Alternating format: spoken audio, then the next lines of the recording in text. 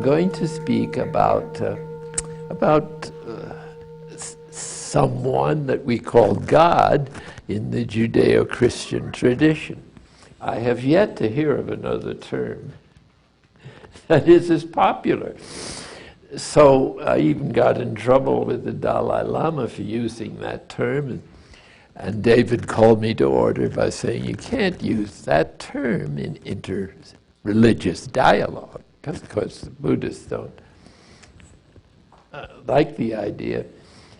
And all kinds of people have different meanings for God, so there's almost as many words for God as there are people, which isn't a bad insight, because in my understanding, this being beyond being, whoever he, she, or it is,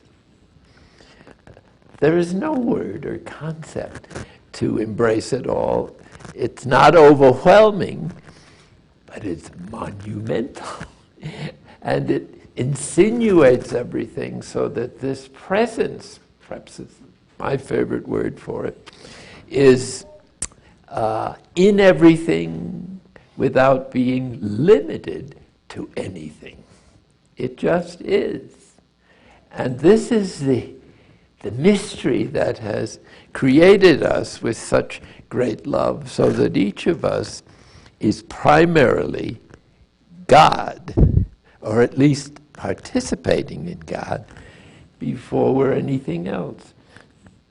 God is more us than we are, because we were in his mind forever, and we will be with him in due time forever too.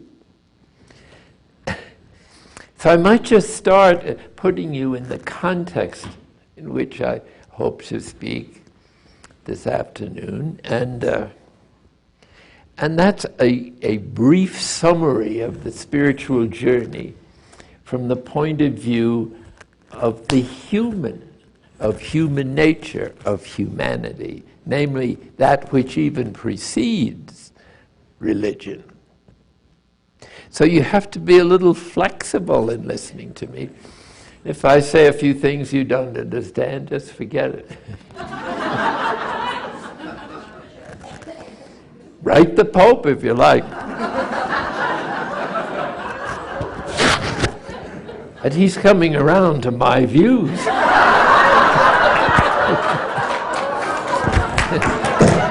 Whoops.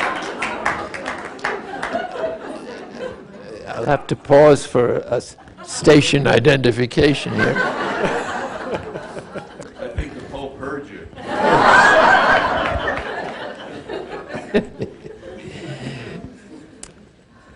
Well, I see three stages to the spiritual journey, by which I understand the transformational process that is at the heart and soul of creation to begin with.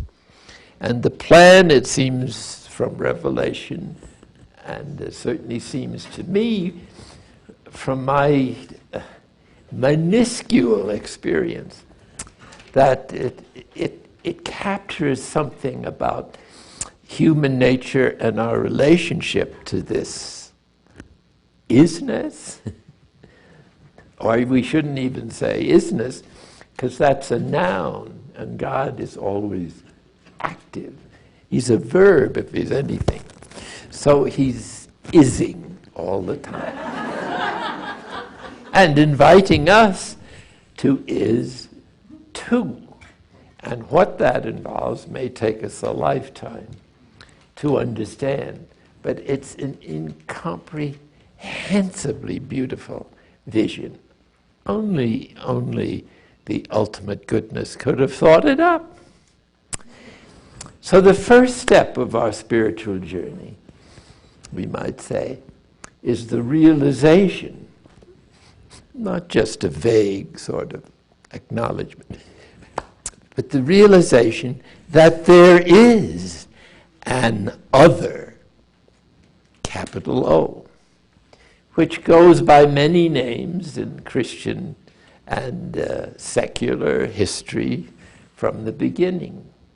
Everyone has developed a cultural nickname or name for Izzy.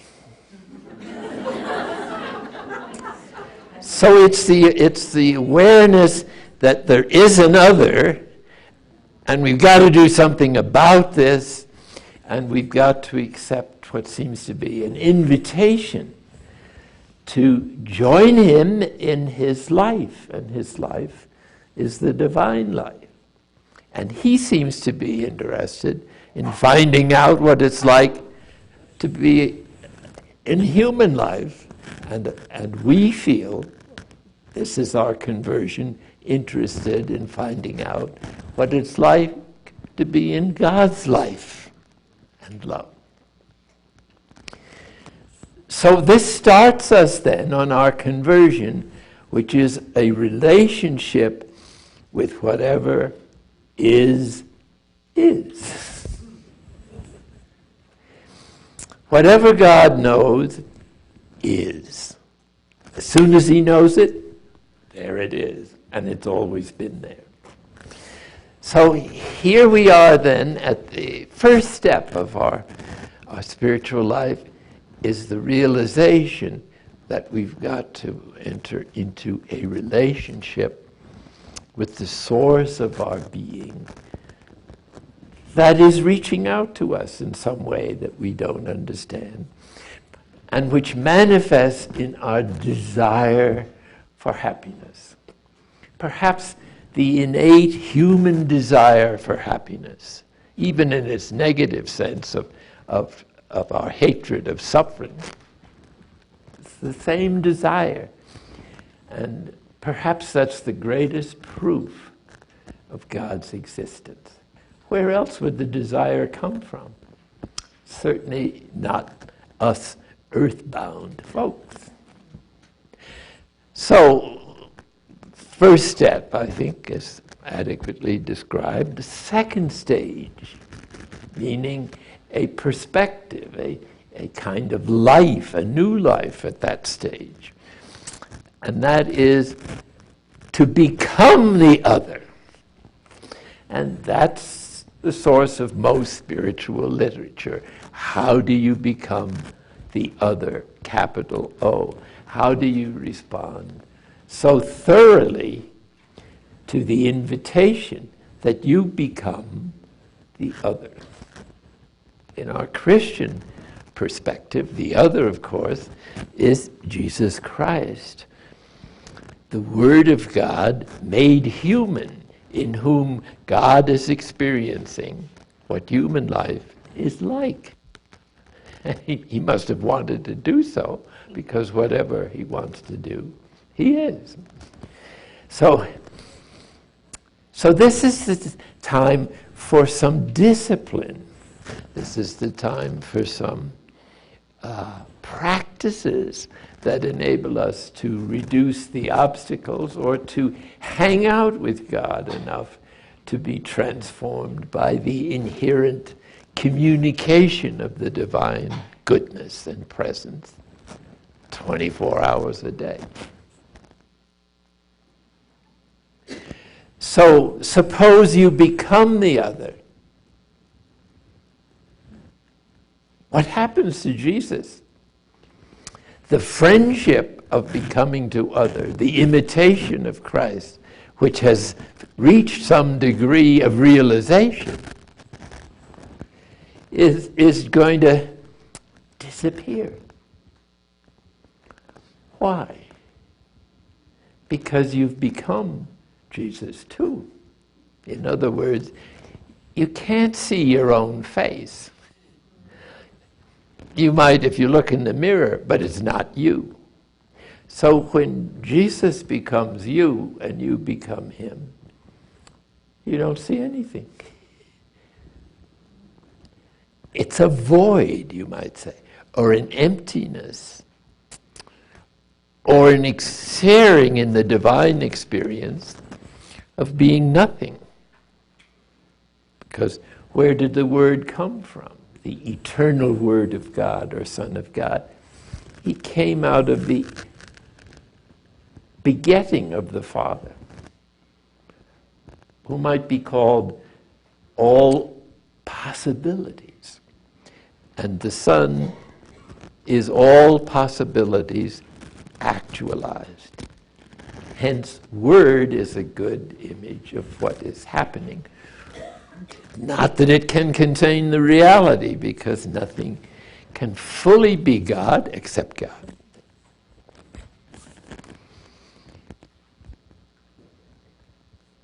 So what could the third step be? There is a third step. Now you have become united with Jesus Christ so much that you can't distinguish yourself from Jesus in his divine human nature anymore. The final step is there is no other. There is no other. Whether you have a capital O or a small o, everything in the last analysis is the divine action. It's happening to you right now. And is going to continue to happen. And all we're asked to do is to accept it. And we'll know if there's anything more we should do in the concrete, and there will be. It means that God is in everything, with everything, without being identified with anything, completely. He's always God, but this is the extraordinary capacity of this, whatever is. That he can be everything in particular and totally present to everything that has been created, and yet totally free not to be. That means he's free to be you or not to be you. But the fact that you're here suggests that he decided he wanted to be you, wanted to experience human nature in your uniqueness, and to manifest in your life and death and whatever is after death this total openness to being God too. I can't explain how marvelous a concept this is and this isn't. Because everything that really points at God, and some things are better than others, is not God as much any more than it is God. It's because God is everything at once. And whenever you say anything positive about God, unless you say something the same thing negatively, you're not talking about the God who is, who was, and is to come. And since we're locked into rational consciousness at this point, and the spiritual journey is meant to move us on by becoming trans-personal or trans-rational, and united with that which is, we can't resolve the opposites of rational consciousness. If something is something, it can't be its opposite. Not so with God. He's all the opposites because he's at a place of knowledge and love that is beyond opposites and where all opposites are complementary. And in the simplicity of God, everything is resolved. And it's into that unity of consciousness that he's inviting us by our human adventure. Please remember that this God I'm talking about, using the Judeo-Christian jargon, is adventurous and playful. This is a serious thing, becoming God too. But it has its lighter side, and if you miss that, you run the risk of slipping into a certain inflexibility or essentialism or a lack of humanity, or at the very least, a lack of humor. Without humor, there is no real sanctity. Because it could be all a game, as the Hindus think, or it could be a joke. It's all of those things and more. That's the difficulty. Once we get a good idea, we sort of settle into it with all our strength, because we have so few good ideas. So it's understandable, but it's not the truth.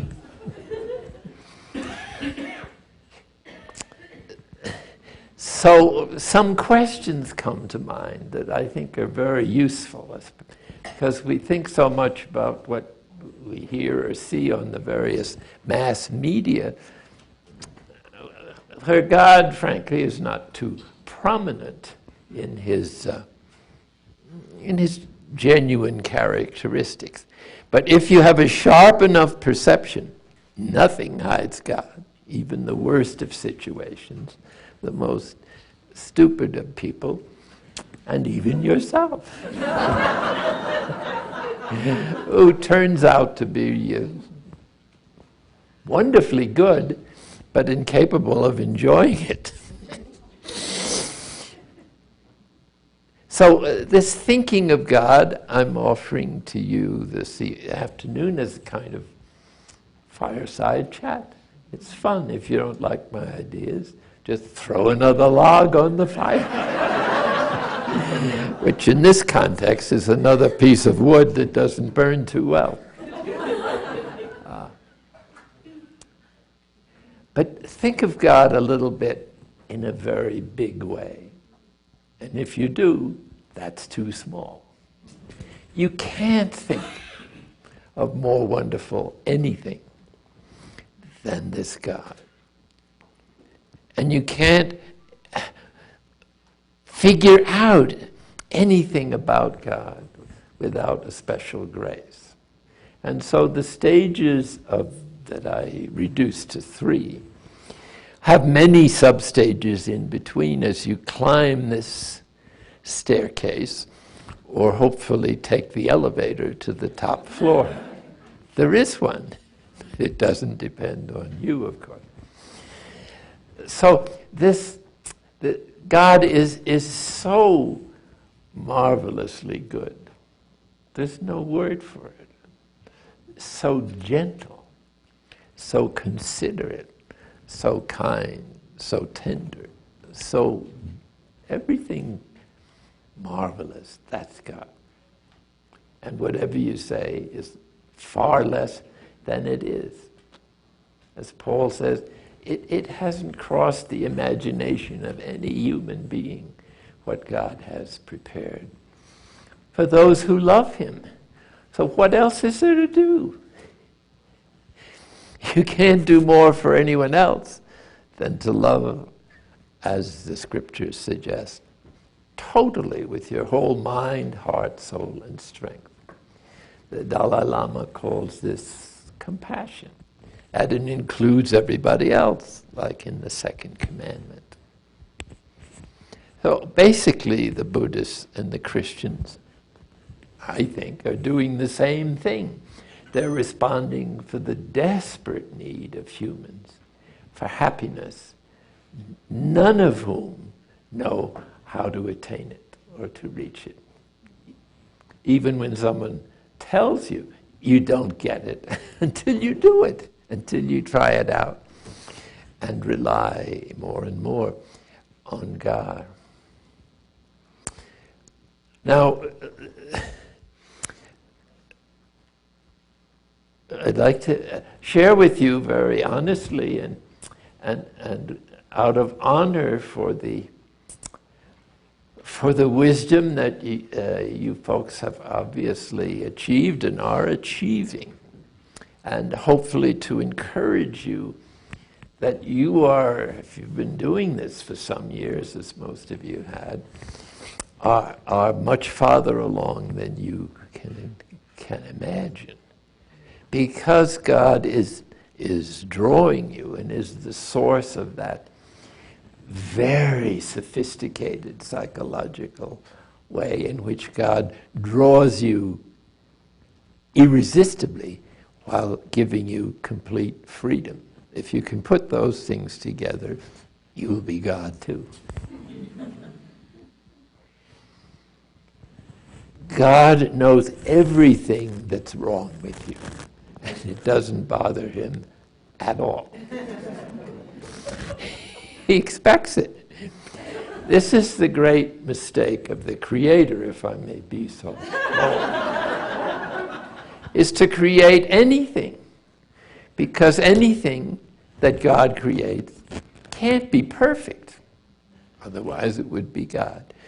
So he's making a problem for himself just by making anything. It's not going to be God. So it's going to have faults and all the rest of the things.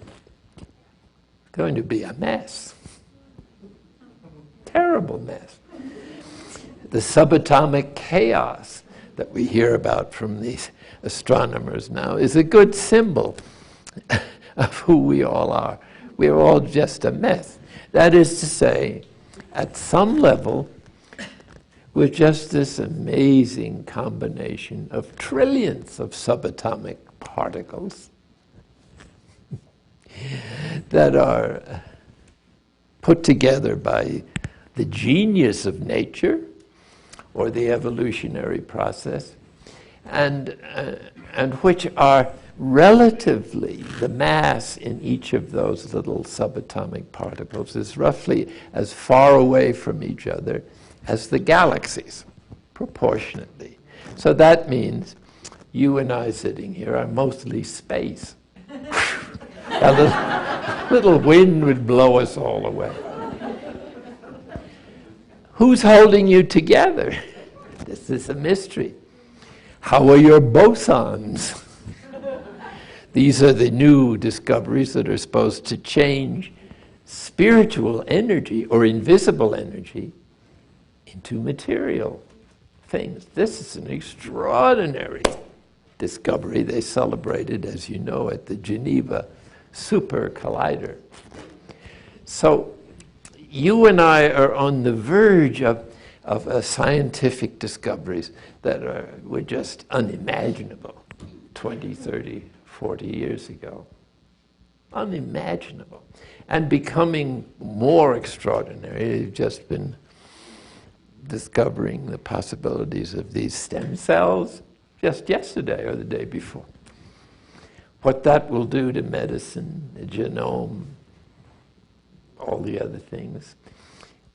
What's happening with evolution is that human nature, with its achievement of rational consciousness, is now taking over the co-creation of the universe, at least on this planet. But whatever we do here, because everything is interrelated, is affecting everything else in the universe as it expands at millions of miles an hour. So we mustn't think of this God as picayune. Put your mind on it.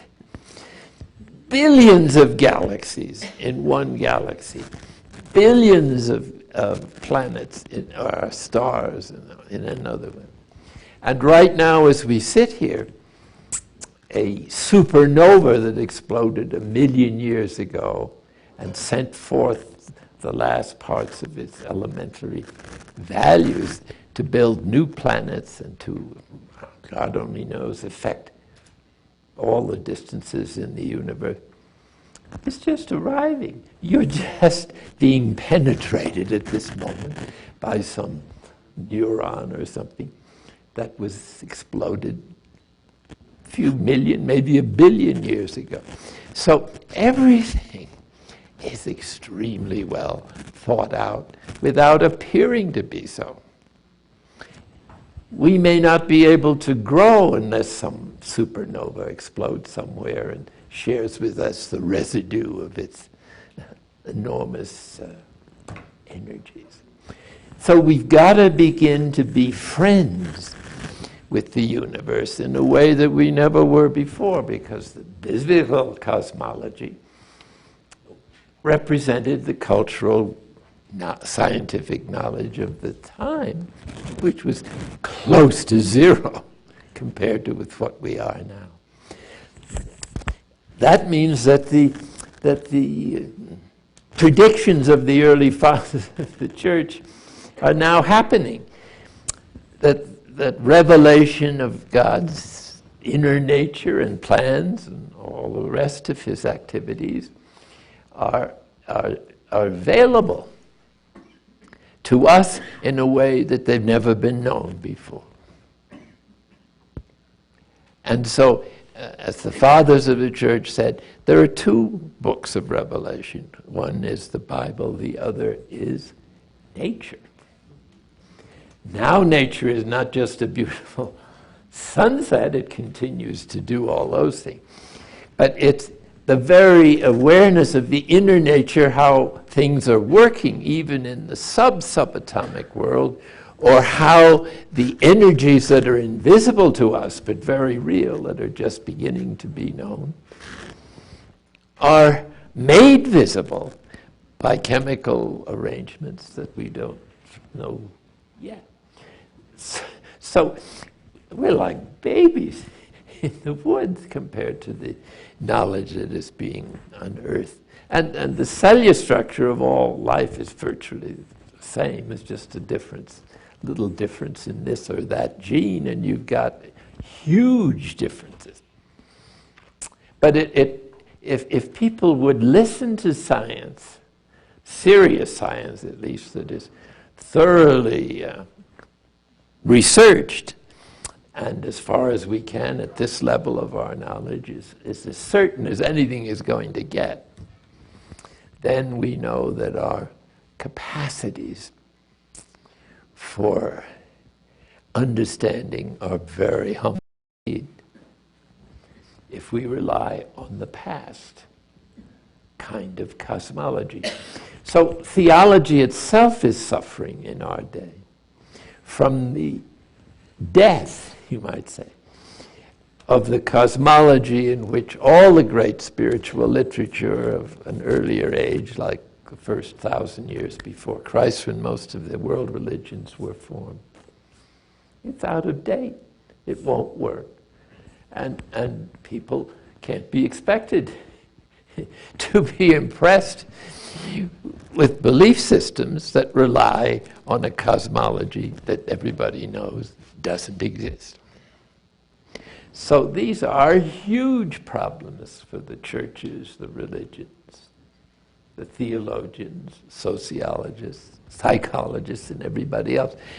So there has to be an acceptance of and an embracing of dialogue between the wisdom of science and the wisdom of revelation.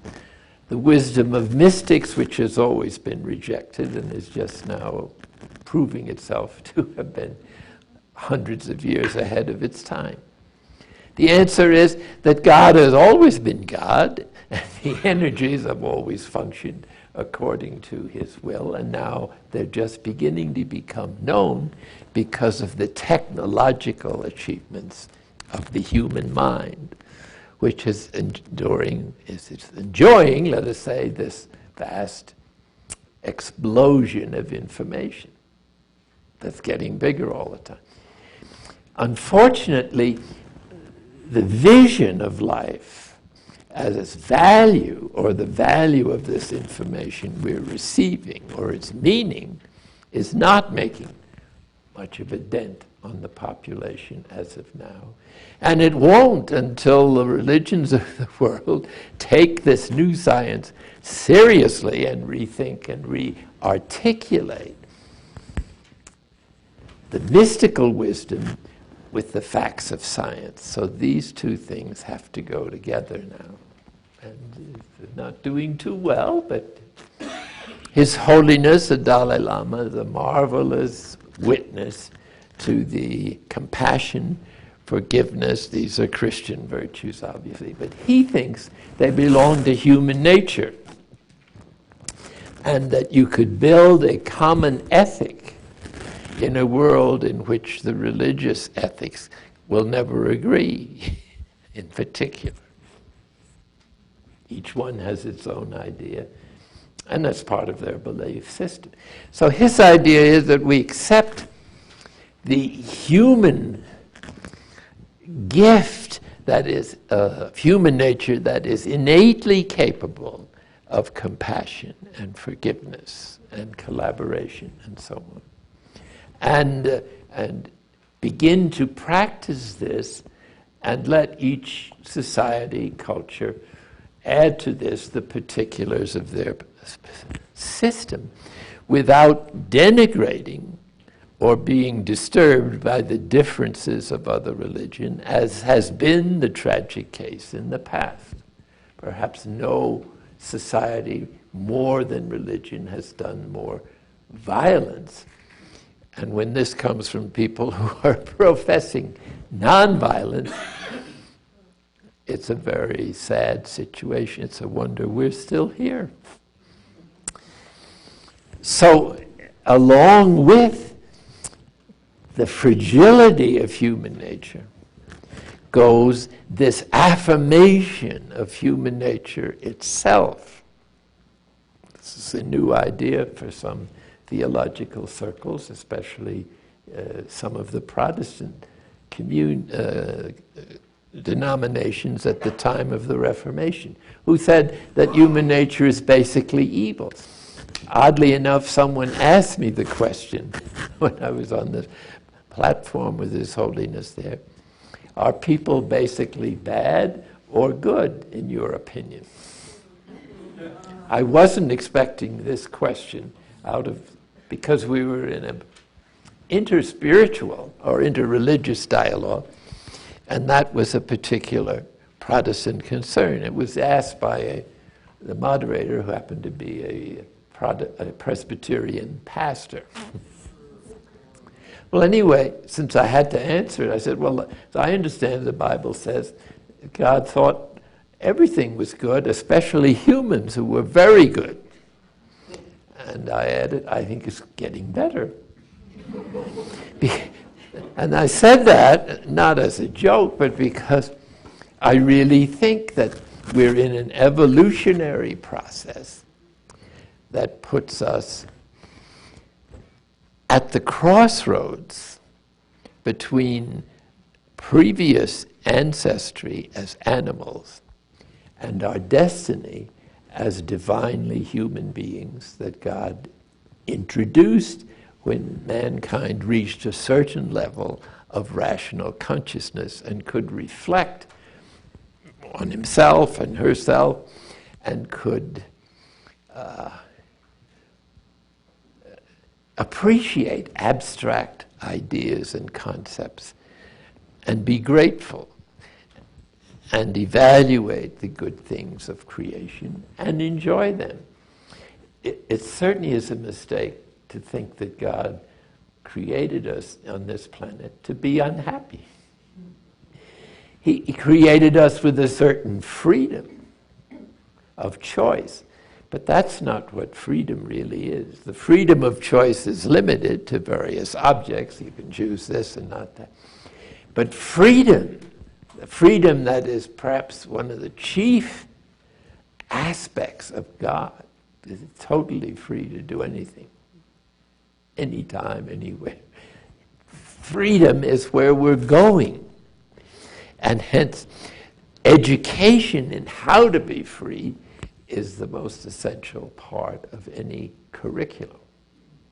And freedom, as God's gift, is another path towards becoming divine yourself. And there are many paths. Religion isn't the only path to God. It happens to be very useful because of the situation we were in at the early part of our ancestry.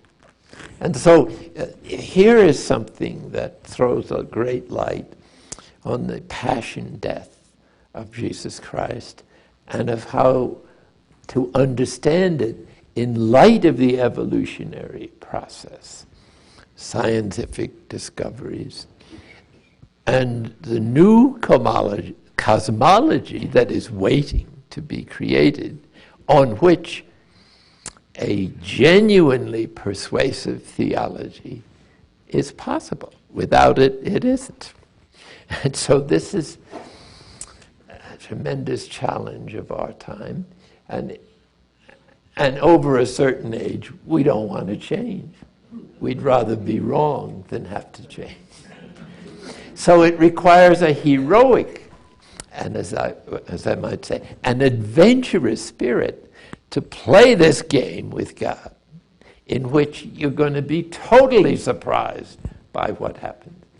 Won't know how to handle it, and as a result may begin to trust God in the proportions that he deserves, which are limitless. So let's look at the message and the meaning of the cross in this perspective.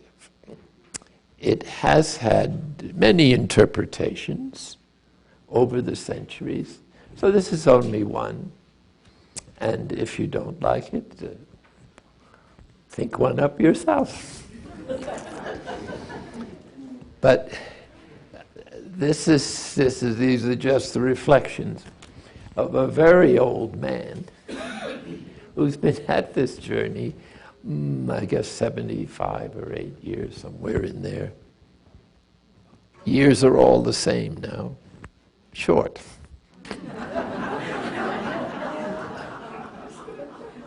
I'm so grateful for an old age because I'm a slow learner. It's taken me all this time just to learn how to learn. Think of that for a moment. If in an education you could learn how to learn, it would be the greatest education ever offered in any university. At least that's my experience. And I've just learned how to learn in the last couple of years. I don't want you to be discouraged. I said, well, I'm a slow learner. Don't take me as an example. But what science is saying now, and this is one of the primary discoveries that has a very wide support in the scientific community, which is rare, and that is that this creation we're in is evolutionary, and that it started from a trillionth of a millimeter, I guess, of energy. And everything, absolutely everything, has come out of that source, so it must have been powerful. Well, it took millions of years for the stuff to cool down enough to begin to clarify. It was just clouds of immense heat, energy, smoke, or whatever was possible, and very few elements. The way elements come into effect is by the death and resurrection, you might say, of the galaxies or stars. So when the star dies, the supernova spews out all the energy that's left at terrific heat, and then it can create new elements. And this is how the elements necessary for life gradually took their place in the cosmos. Over billions of years, 13.7 is the date they're giving for the moment. Where were you 13 billion years? I think this cosmology is wonderful. I think it's going to help people to get off their high horses, or not worrying about their statues and so on for the next generation. We couldn't be less significant. The planet is in the middle of nowhere. It's so delicately balanced that any change in a degree or two of this or that, and the whole thing becomes unviable. And it's been through several cycles like this, and maybe we're about to go through another one. It's nice knowing you. But don't feel sad, because if we're liquidated, we can give our ashes to the universe to be used for other things that might be better or more useful. Who knows? So we're belong to this thing. That's the insight that His Holiness thinks is deeper than any particular ethical principles. Leave that to the particular cultures. But all humanity realizes their interdependence. And this is what the mystics have always taught with great vigor. Nobody understanding them, of course. Science comes along in a completely irreligious culture and discovers the truth that everything is coming from one source. And it's evolving. So as the billions of years occurred and the clouds of energy cooled, then different elements came into place. And all the energies we see in the universe now are the greatest fireworks that we could imagine. And our galaxy eventually is supposed to collide with the one that's next door, I forget, Aqueduct or something. I'm glad I'm not going to be around for that set of fireworks, but anyway. So when evolution reached a certain stage of galaxies and planets, then the necessary elements for life began to appear in one of these, or many of these, deaths of a star. Very thoroughly cataloged now. A star dies in certain stages, and it's the same death and resurrection sort of scenario that we find in all of life too. Everything dies, everything is born again. Everything remains, the conservation of energy in this planet. So these are the kind of cosmological changes we could well make in our thinking. You will not find it in the Bible. You find there truth presented as a myth, that is, a truth that is too deep for prose and has to be placed in poetry in order to point to it. But if we take the Bible literally in many of its cases, then you completely distort the purpose of the author, insofar as the author even knew what he or she was doing. Not much chance of it being a she in that patriarchal theory. So the animals continue to evolve, and this is traced in the archaeological sphere. You have the mammals here in Snowmass. We've discovered these lovely mammals from thousands of years ago. And those of us who are kind of human mammals are well placed to see what our ancestors had to go through who weren't quite human yet. But the movement towards becoming rational is there in the evidence everywhere on all the continents, and is getting more and more numerous. And when they started to speak, and when they started to read, or when they started to paint the animals they saw around them, how primitive they were, we still don't know, and they're always pushing the dates back farthest. Maybe humans, humans came out of humanoids or humanids who were walking around not as handsome as we are today. But we don't know when they began to develop other skills. They manifested in some of the higher mammals with the kind of logic that some developmental psychologists recognize as part of human development. So each human being repeats this evolution in our own childhood, and developmental growth to the point of adults. So we are just animals who think. Even the classical definition that humans are, rational animals. Rational is only an adjective. The real noun is animal. So please don't think I'm being disrespectful. We're just a bunch of animals, still. And if you didn't have an animal brain, you couldn't survive more than a few days on this planet. So it must be God's will that we have this, in the back of the head, I guess, the animal brain that can breathe, that can function instinctively. Perhaps 90, maybe 95% of all the bodily activities are subconscious to it. We don't have to think about it. So we're instinctual on many points, just as the animals are. Okay? Now, at some point, this instinctual creature, who is simply following his or her nature as an animal, began to think.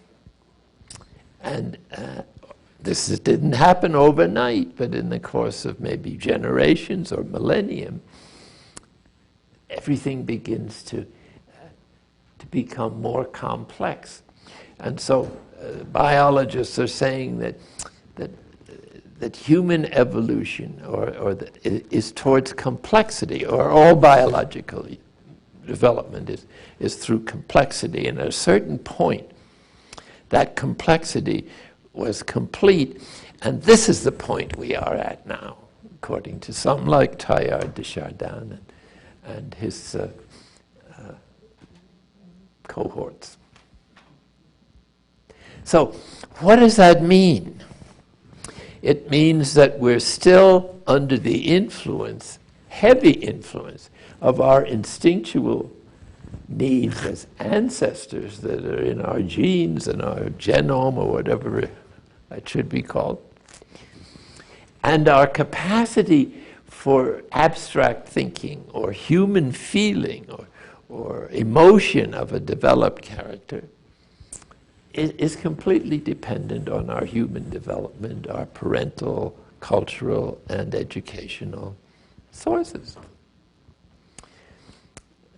So if this is God's will, that he chose to create, and he chose to create it in an evolutionary manner, which is what science is now saying, then we're only halfway there.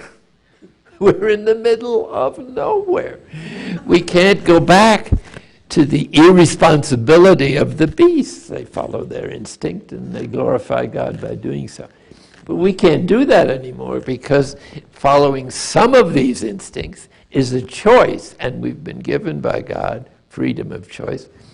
So do you think God doesn't expect us to make mistakes? And is it a good idea to call these mistakes sins? Or might it be better to say, sorry, you're a little unevolved in this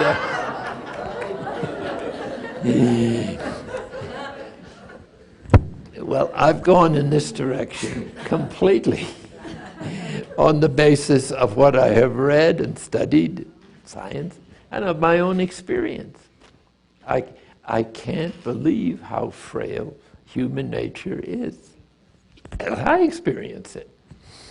If weakness is infinite, then it's approaching my experience. But I don't think this is wrong. I just think this is the way it is. This is the human condition. I didn't ask to be here. I might have made a better baboon, I don't know. I don't care either. But God seems to have placed us in this transitional state that, from a perspective of clarity and peaceful growth, is impossible. It's impossible. It couldn't be worse. You try to do good, and as Paul says very frankly in his famous text, what I want to do, I don't do, and what I don't want to do, that's what I do. That's everybody's experience. That's the human condition. And everybody in the world experiences the same thing. And call it maybe something else, Maya in Hinduism. The Buddhists have a word for it. Can't bring it up right now. The Christians had an idea and called it original sin for a long time, following St. Augustine. I don't think you can hold that anymore from a scientific position. It can't be proven. Whereas there are other explanations for this common human experience of not being able to do what you want to do freely. When you can do what is right freely, this is freedom. Nothing else is free. It's a free choice. And because we have a free choice, we have the accountability for our free choices and their consequences. So God can forgive us all of our failings because he sympathizes with our weakness, but he can't prevent the consequences in some cases. And these consequences of sin are what have been in the forefront of the Christian religious understanding for centuries. That doesn't mean we were wrong, but it also may mean we didn't have enough information to find a better explanation for our experience. So this is where I think our idea of God, even if we don't know him, has to change from a guilt-ridden and shame-ridden and any other liddens that give us a fear of God or a negative idea of God or lower our understanding of a goodness that is infinite and forgiving and has told us this over and over again in both Testaments, more so, of course, much more so in Jesus' teaching. So when you put the cross on a wall, just the wood or some other thing, without a body, this is the human condition, crucified between heaven and earth. It can't go back. It can't go forward under its own power. All it can do is accept the situation and sort of stew in its own juice, which are the consequences of its failure, no fault of its own yet, to integrate the instinctual and inevitable needs and demands of nature with the abstract values and meanings that come with human intelligence and freedom of choice, with the possibility of ultimate freedom. Now, this is quite an important concept. If you're in this situation, you deserve compassion, not condemnation, whatever the hell you do. And to think that God would punish people for failing to measure up in a situation that he knows darn well is impossible, or close to impossible, is to me a denigration of the infinite goodness of God. So that's why I say you have to have a big idea of God. He's not just put us here in a tough situation. Maybe he wants to find out what it's like to be human in this situation. Maybe God is so humble that he doesn't want to be God, especially. And since he can't cease to be God, the next best choice might be make everybody else God too. And that seems to be the project, if you could believe Jesus Christ and the gift of the Spirit and some of St. Paul's teaching, especially the priestly prayer of Jesus when he asks that we all may be one as the Father is and I are one. This is infinite oneness, infinite unity. It's not a number, but a state of consciousness in which oneness, whatever that is, is experienced in the now moment. So looking at that cross then couldn't be more shocking. But that's what people all prior to the time of Jesus were looking at. They were experiencing the human condition as weakness, the domination of their tormenting emotions, the result of not being able to integrate love, forgiveness, care, conflict, violence, from an animal reaction to a specifically human one. Okay. Suppose you put a body on that cross. Now you're saying something else, that this person is identifying and choosing the human condition. And this is what God seems to have done. He saw how horrendous it was for us. He decided to become totally identified with human nature by taking a complete human nature into himself. That's certainly the teaching of the church down through the centuries. So here you have God, and Paul puts it explicitly in Philippians in that wonderful hymn. The Word of God didn't consider being united to God something to cling to.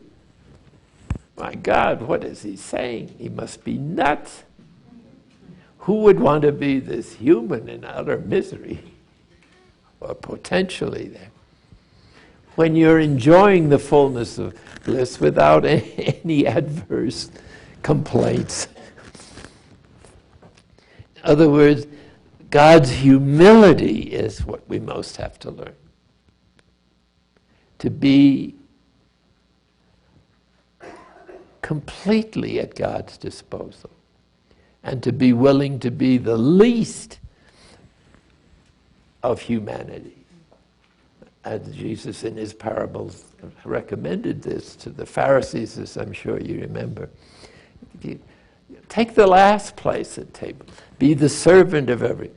This is what God has done in becoming human. He took the lowest place, became a slave, rejected by the religious and cultural authorities and political of his time. In other words, the lowest place is where you're most likely to find God. So that the experience then of weakness or rejection, or your own rejection of yourself, if nobody else will reject you.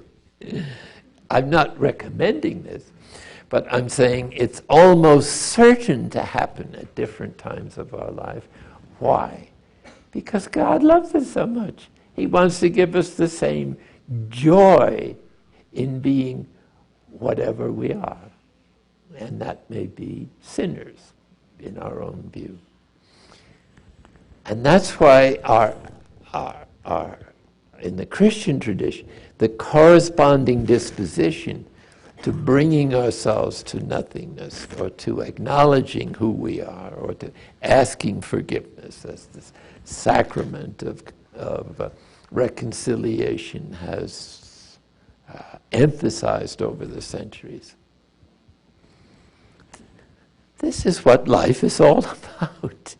This is the joy that of the kingdom, to be free of our personal and ambiguous confusions about what happiness is, and to allow God in his wisdom to let happen to us what happens.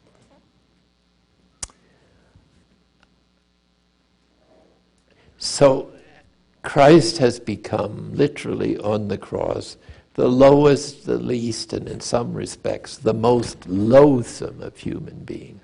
The greatest failure of all time, humanly speaking, his teaching in shredded. He could have done something else. In fact, he asked that the chalice might pass from it. So what Jesus is revealing is the heart of the Father, who is willing to let go or give up certain aspects of his own Son as an incarnate person, in order to reveal this incredible goodness, charity, compassion, forgiveness, tenderness, and desire to make us enjoy all the same divine qualities and dispositions. This is what God the Father is all about. Jesus is about revealing who the Father is in human terms as far as he could. But there are other symbols in this extraordinary symbol of the crucifix. There's the human condition without a body. There's God's identification with the human condition in its quasi-impossible situation. And then comes the manifestation of the passion of God to forgive, to bring us back into the unity that we sort of had when we were just a thought in the divine mind. And this is the cross as the manifestation of God's infinite love for each person. Remember, it's the interdependence of the whole human species that was the foundation, physiologically, for God becoming human. Because unless we were all united as one species and dependent on each other, he couldn't have taken each human person to himself and become the universal human being that he is, and bring us back, not just as a group, but as individuals, into the bosom of the Father.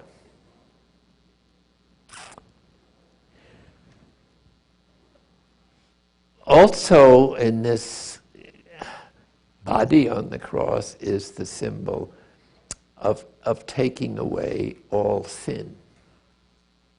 As we say in the Agnus Dei at Mass, those of you who attend Mass from time to time, Lamb of God, you take away the sins of the world. Okay, well, if there are any sins, they're taken away already by this identification of God in the person of the Word with all the consequences of human failure and sin and degradation and all the rest of it. But redemption from sin is not the main point, and this is the theology of St. Bonaventure and the Franciscans and of Teilhard de Chardin that is gaining. And this is why this theology that was always present but not recognized as warmly as the Thomistic theology of the Middle Ages was this capacity of God to take away all the consequences of sin. So that's really what it means.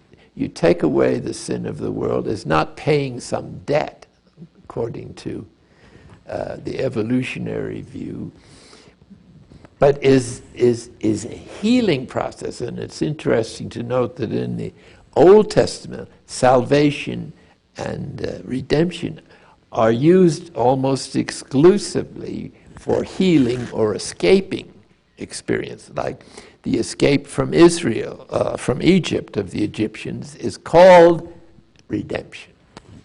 So there needs to be an adjustment of at least allowing to stand with equal force the marvelous theology of Bonaventure, in which the purpose of Christ's passion and death is not primarily to take away sin, that's an obvious consequence of it, but to invite us to become divine too.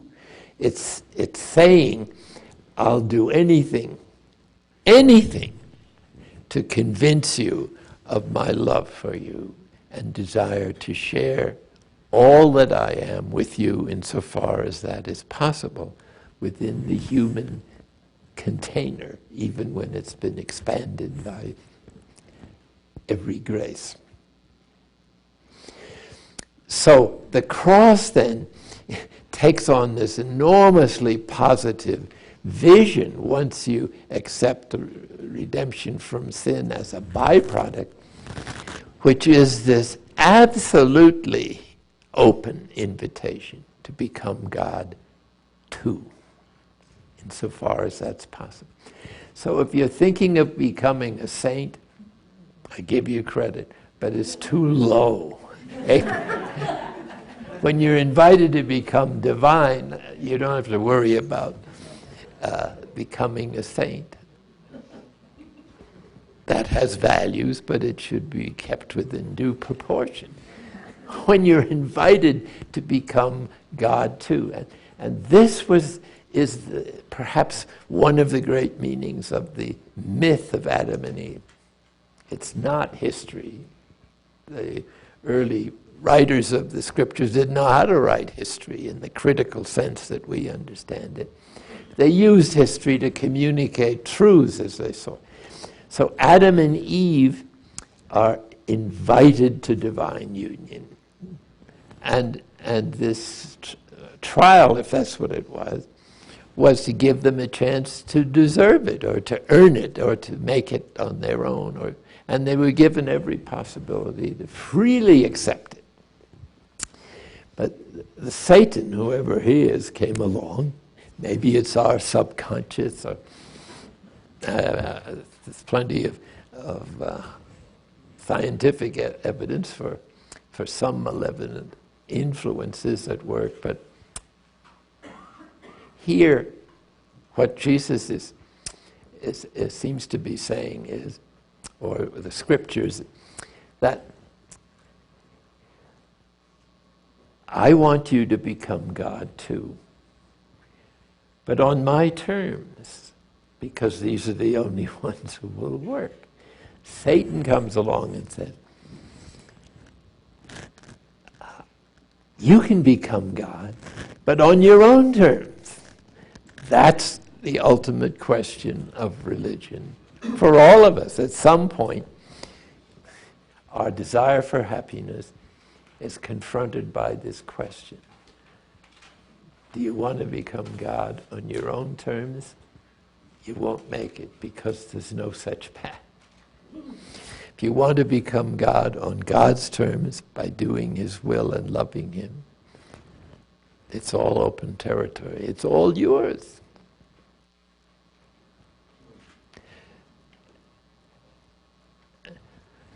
There's one last aspect to this extraordinary meaning to Christian life that the passion and death of Jesus projects from the cross. And that is, would you like to join me in this project? In other words, would you want to co-redeem with me to heal humanity in virtue of your place accepted by baptism and our life? Would you be willing to share the sufferings of humanity, of the human condition, with me, so as to heal the members of this mystical body, of which those who are Christians, and I think those who are human, are a part?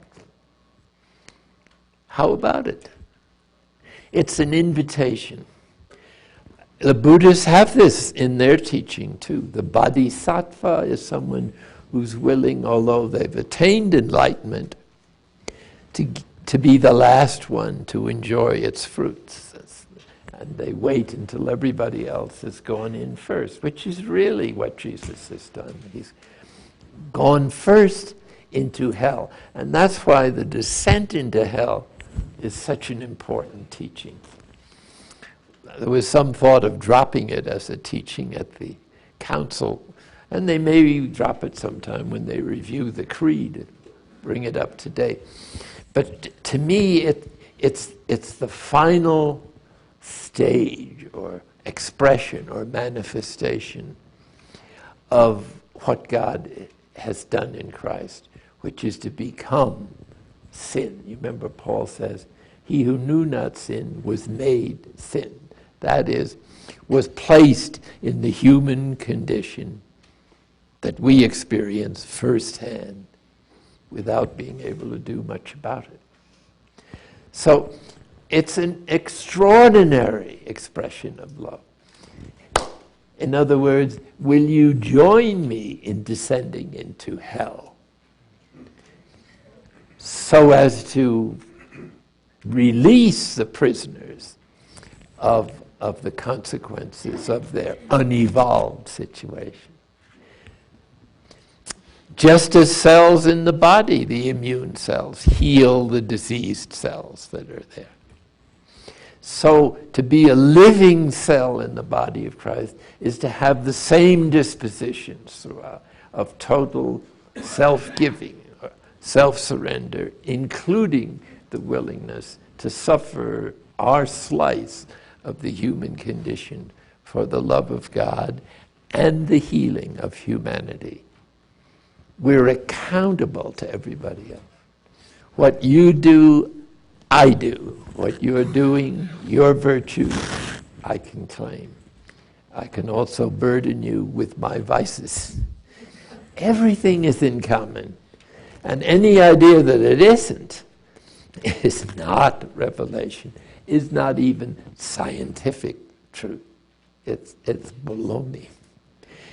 And so here's what fallen human nature in the sense of the human condition, which could still include the idea of one of the hominids becoming human and rejecting God. You could still hold that view, though it's not congenial to the scientific facts so far. But it expands our understanding of God's goodness and our own capacity. In other words, what we have to affirm from the bottom of our heart is our own goodness as created by God, the image and likeness of God, and the capacity to become God too through divine grace.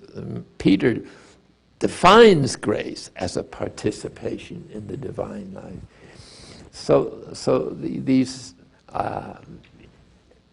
looking at Christ dying on the cross is looking at his invitation to join him in total self-sacrifice for the healing, transformation of the whole human race, and the realization of the book of Revelations talk about the new creation and the new earth. So in this somewhat comprehensive view, the whole Christian life, the revelation as we know it, is put before us in terms that are perhaps different in emphasis from what we might have learned in our catechism and theology books. And it's partially due to the service of science, some of whom are probably apostles and prophets of the new humanity.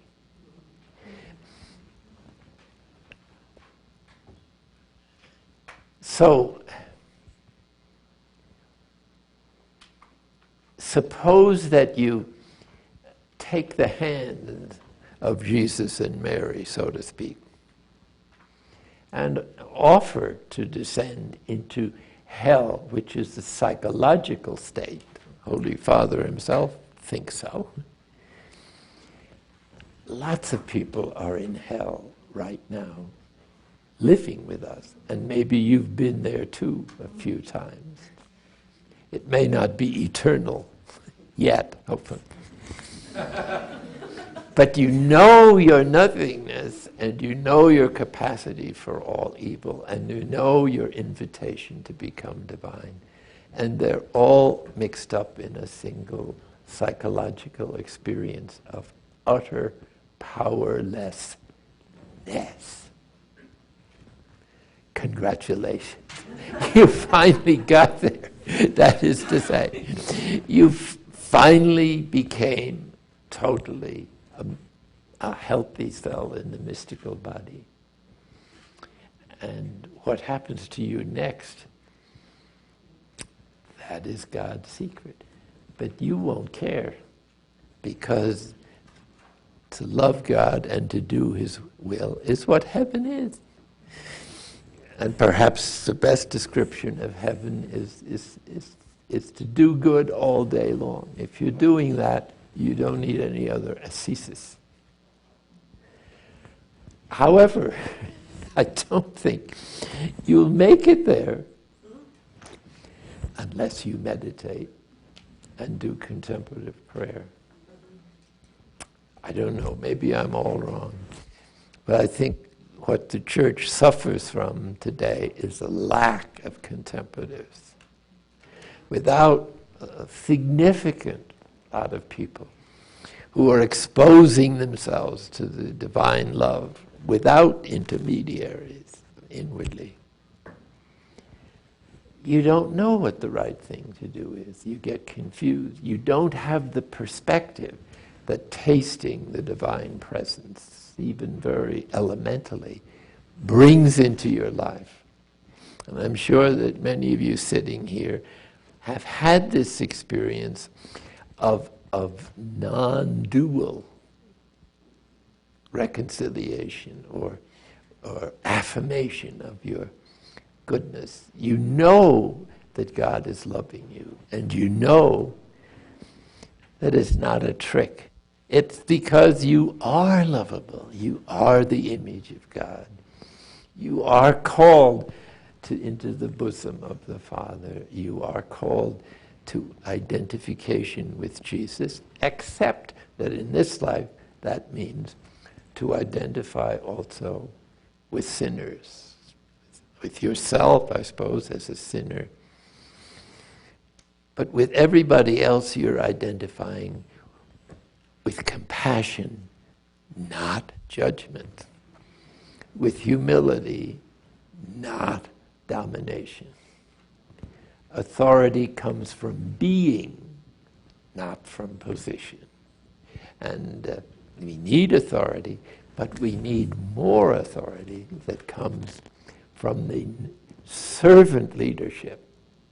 I think in Christianity there isn't any genuine leadership without it being service.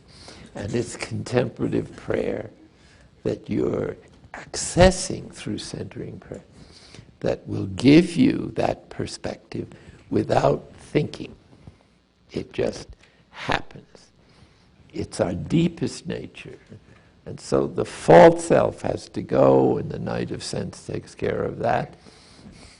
And the ego has to go. Night of spirit will take care of that. The transcendent self, or the true self, begins to come in focus, not through words, but by the silence of interior prayer, becoming presence. You can't describe it. You just know that it's so. So that just as Adam and Eve knew each other and they conceived their children, so contemplative knowing is this interpenetration of spirits, a conjugal relationship, you might say, with God, in which human nature and the divine nature are intermingled and become one. And the oneness turns out to be everything. So to become nothing in oneself is to become everything in what is. And so this will change the world. I doubt if anything else will do so. So the hours boredom and of having to deal with the distractions, what you don't want. Don't pay any attention to that. It's just a part of the human condition. Ignore it. Let it all pass. That what comes, and think of allowing whatever thoughts come into your mind to give Jesus a chance to take care of them, or to find out what you're thinking about, or to deliver you from paying any attention to them. Resist not evil, he says in the Sermon on the Mount. Resist not evil. If you regard distractions as an evil, you'll fight them. Then you get involved with them. Just treat them as the usual baloney that passes through our animal minds. With time, they will diminish and perhaps disappear. But opening to God is not effort. So don't try too hard, or don't have a particular goal, because we can't imagine how good is what God wants to give us. Finally, it's just a few words about the way this beloved functions. You can have any relationship you want with God. Specifically, as a Christian, we might think of relationship with Jesus Christ, because this, more than any other truth of our faith, makes the relationship palpably, or at least explicitly, personal. Our brothers and sisters in the East never had to develop a theological understanding of what we mean by person. The new dialogue that is possible through scientific progress in travel and communication, for the first time in history, enables long experienced people to get together. Obviously, these groups, some are called different things. We have one at Snowmass called the Snowmass Interspiritual Conference, which is dialogue between people who embody the various traditions. If we could just let God act and trust Him about 1,000,000 times more than we do now. And that won't be enough. You can't believe in God's love to excess, because you can't come near it. We're not capable. Whatever constitutes the passion of love in God that is manifested in great Christian love and passion is so great and powerful. We can't imagine what it is. But you can experience a taste of it, which is transforming. And this taste will become stronger as you get closer to death. If it gets too strong, of course you're going to die.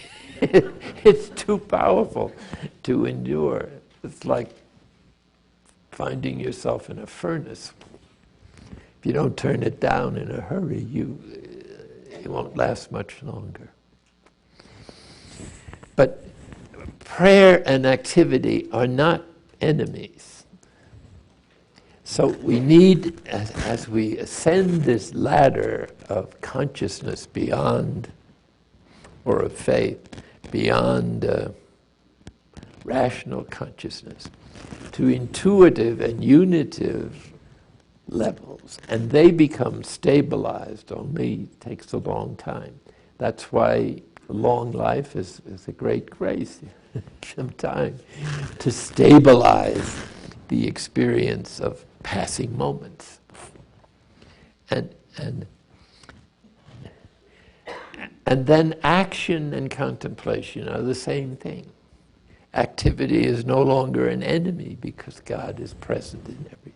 You see God in everything, and you see him intentionally working with circumstances outside of you and inside of you to teach you something new. Sometimes it's about your fault. You see you got still an attachment to ambition or fame or applause or all those other false self projects or egoic. It's not that they're all going to go away as a remembrance or a temptation. It's the fact that they become powerless to influence you anymore. It's just the human condition. Blah, blah, let it go. So everything bothers you and nothing bothers you at the same time. Everything bothers you because you're so sensitive and compassionate to everybody's pain. And you wish you could help them, and you don't seem to be able to. And maybe God isn't asking you to. But the absolutely certain help you can give to someone else is to work on yourself. And that is by loving more, becoming more humble, by trusting more. Don't usually have to do anything else, and it'll save you a lot of useless trouble. Yes, God will inspire you to particular things, but then you don't worry about the results or the success or not. It's love that is doing the work. And as it becomes purified, it becomes the immaculate love that the Blessed Mother projects, and of course Jesus is, and which the Trinity is constantly giving to each other infinitely and inviting us into the same stream of consciousness and bliss. So I do hope that being together, you will receive the strength that each of you has achieved in your personal efforts, which is communicable. I don't know how much or how it works, but when the group of like-minded people and people committed to the transformative processes are together, the force of the energy is certainly up a number of decibels. So you don't have to do anything but sit still, let your mind be quiet. Know that God's word is spoken fully, only in silence. Be still and you will know, not by this knowledge, but by the knowledge of the heart, who God is.